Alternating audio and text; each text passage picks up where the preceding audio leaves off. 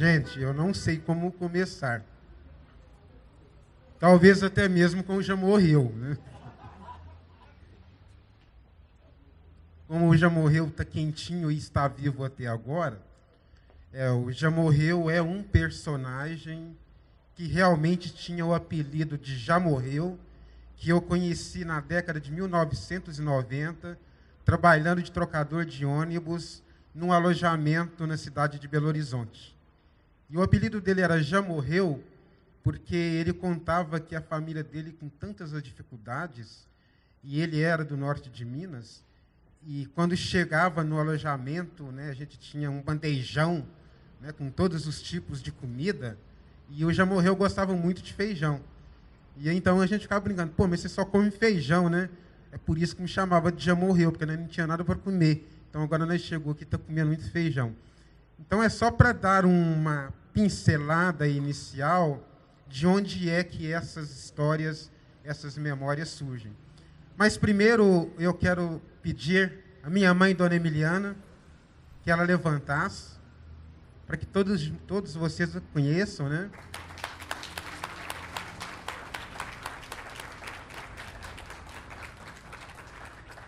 A minha mãe, que está próximo a 95 anos de idade, eu tenho ela como mãe, e este momento que aqui também estou, eu costumo dizer que tive uma segunda mãe, Maria Célia Ceci Lopes, uma professora de português, que eu conheci no Colégio Messias Pedreiro, em 1980, rabiscando uns poemas no fundo de sala de aula. Maria Célia se aproxima de mim, eu já temeroso pensei que ela fosse me dar um puxão de orelha, né? Porque quando você vem de uma vida de discriminação, você pensa sempre que alguém vai se aproximar para te recriminar. Maria Célia pegou o poema e disse, puxa vida, escreve mais uns poeminhas, quem sabe dá alguma coisa. 6 meses depois eu estava com 40 poemas prontos. E a Maria Célia resolveu comprar uma briga na Universidade Federal de Uberlândia para me ajudar a publicar este livro. E havia professores que realmente diziam a ela, nossa, mas você é corajosa, você é doida. Esse menino, um servente pedreiro, literatura, não é isso para ele.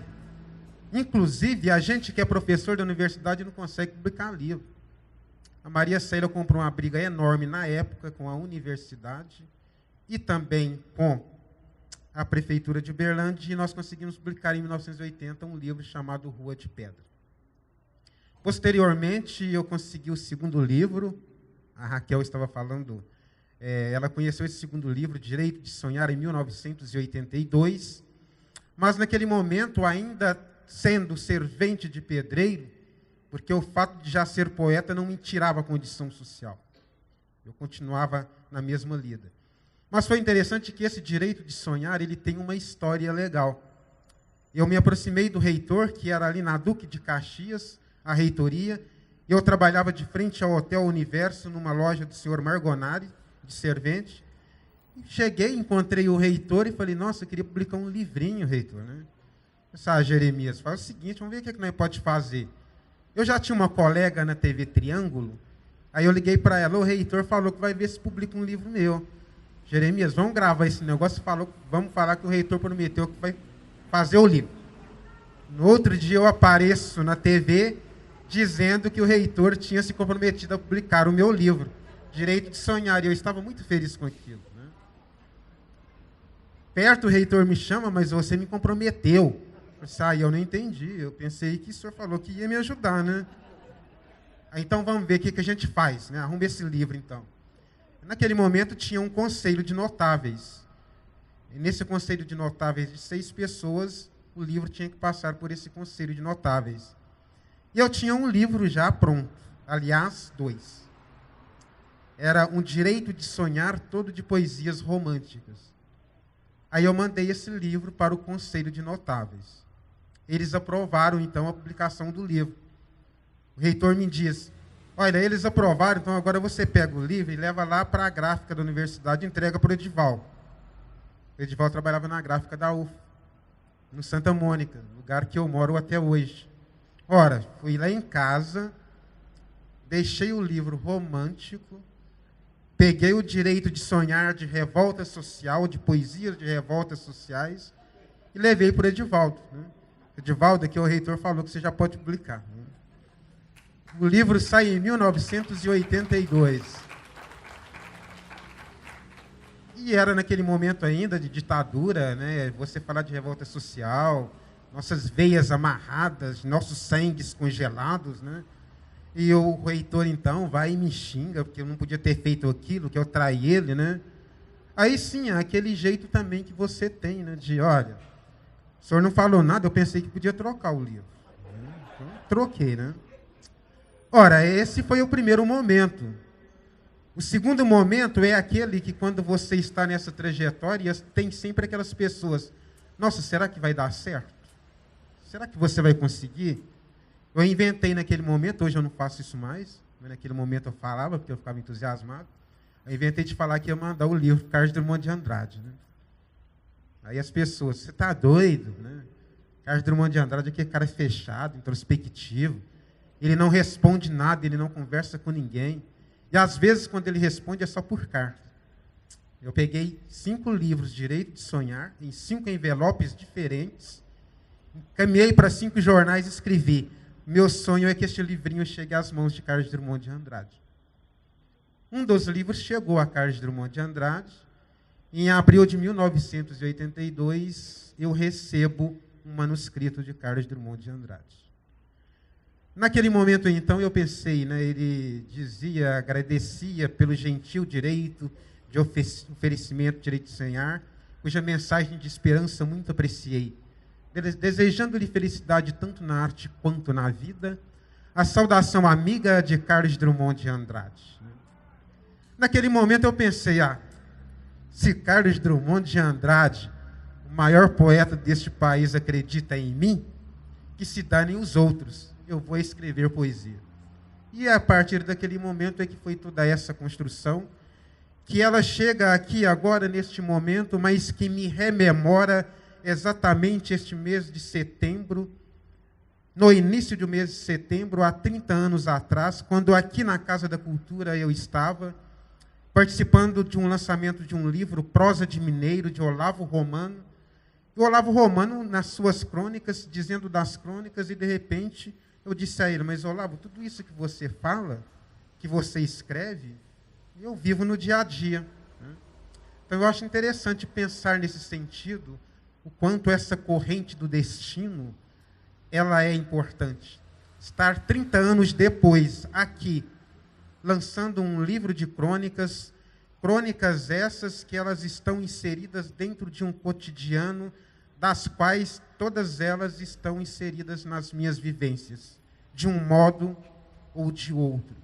E nessas fazendo vários tipos de reflexões, que às vezes, como o Lobo disse, são sutis, mas que trazem alguns fundos de mensagens que a gente pode discutir em qualquer espaço, principalmente em sala de aula, principalmente com crianças, principalmente com adultos e também com a educação de jovens e adultos.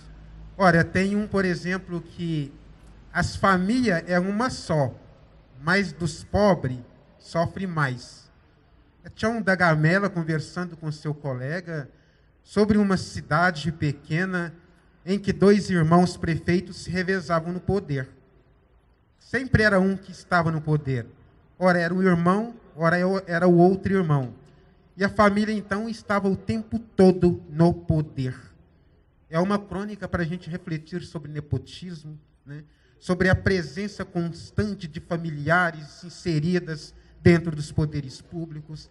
Então, essa crônica, ela traz todo esse sentido. Além disso, pensando ela em 1988, naquela década, quando tinha um partido que tinha um famião, esse partido do PMDB, que era um famião naquele momento, tinha senadores, deputados, governadores, que se quisessem alterar e mudar realmente alguma coisa naquele momento no país, poderia, mas é o mesmo famião que continua até os dias de hoje.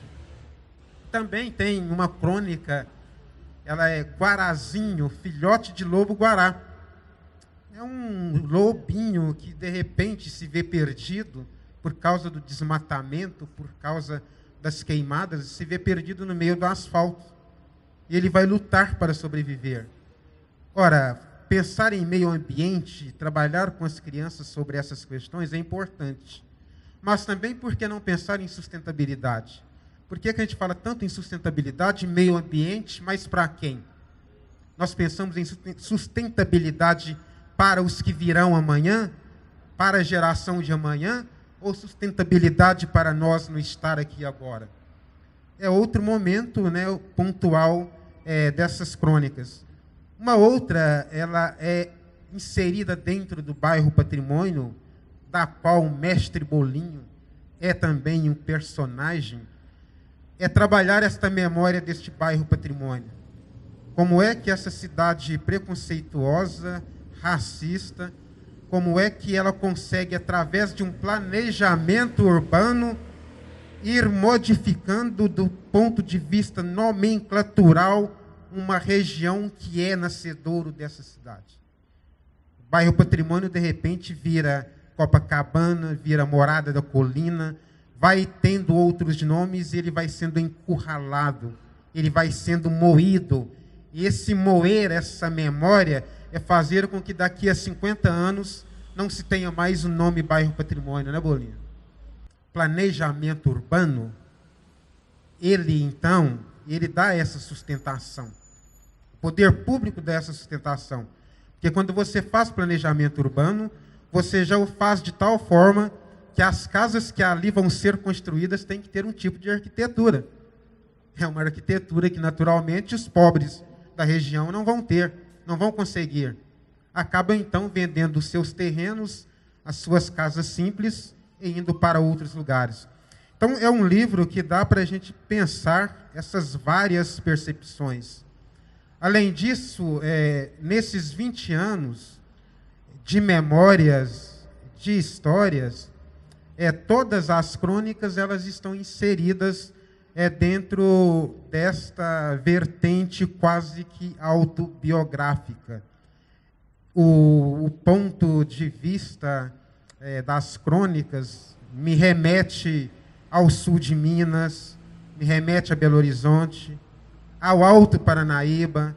A imagem da capa do livro, por exemplo, é lembrança do meu tempo de criança trabalhando de guia de carro de boi. Então, dá para a gente fazer uma série de histórias, uma série de viagens através desse pensar essas crônicas. E só para citar para vocês o interessante de algumas delas, por exemplo, eu tenho uma do Josefá, é um motorista de ônibus que eu conheci. O Josefá, ele era motorista de caminhão de boi. A gente chamava de motorista de caminhão de boi. Aí um dia o Josefá cismou de ser motorista de ônibus. E a gente, naquelas andanças para o sul de Minas, Formiga, Campo Belo, Juiz de Fora, o Josefá, quando chegava nas rodoviárias e parava o ônibus, ele dizia, oa, oa, né? Ele se comportava como se estivesse mexendo com boi. Mas o Josefá não sabia que boi não é que nem gente. Mas ele não dava conta disso. Aí um dia, de tanto falar, oa, oa, o Josefá então desperta, dando uns chutes na sua mulher, e a mulher dele vai dizer, ou você fica comigo ou você fica com os bois. O Josefá preferiu ficar com os bois, né? Então, são experiências interessantes que a gente vai colhendo. Uma outra, por exemplo, quando teias não são telhas. Nós tínhamos um trocador de ônibus que trabalhava, era do norte de Minas, do Vale de Jequitinhonha, e quando ele foi visitar o pai dele, foi com um amigo, e quando o pai dele chega lá e vê ele com um amigo, pergunta, aí, meu filho, o que você está fazendo em Belo Horizonte, né? Aí ele fala assim, pai, eu pego meu dinheiro e gasto tudo casteia, né? Aí o pai dele, todo alegre, nossa, mas que bom, meu filho tão novo, está trabalhando na empresa, é de trocador, mas já está construindo uma vida, já está construindo uma casa. e ele fica satisfeito com aquilo, né? Mas o amigo dele, a gente tem sempre aqueles amigos que parece que são amigos, que depois na hora entrega a gente, né? E de repente o amigo dele, não, sojão sem perigo. Não é isso. Ele não está construindo, ele gasta tudo com as teias, né? Pois é, então, se ele gasta tudo com as teias, ele está construindo, uai. Aí o amigo pega e diz, não, sojão sem perigo, o senhor está muito enganado. O seu filho gasta tudo com as teias. As teias lá em Belo Horizonte é as mulheres da vida. É com essas teias que ele gasta o dinheiro tudo. O sojão sem perigo resolveu, né, se recolher e não quis mais falar do filho dele que trabalhava em BH. Então, são crônicas com todo esse sentido.